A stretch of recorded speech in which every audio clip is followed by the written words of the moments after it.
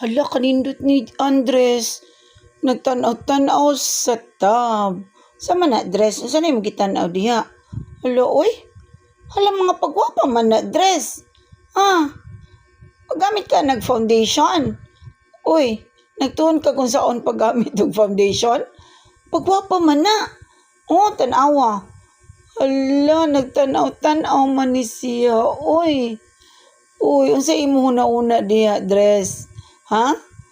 Laka kaasyosa sa among Andres, oy. Ala, nya ang iya pag yung gitan-aw kay mga nagdemo og foundation, face foundation para sa makeup. Oh, hala. Nya, si una diha. Ha? Napog kay make-upan? Ha? Oh, naro, tanawa ra gud. Lo, uy, katarong-tarong pag yun niya nga nagtanaw in town.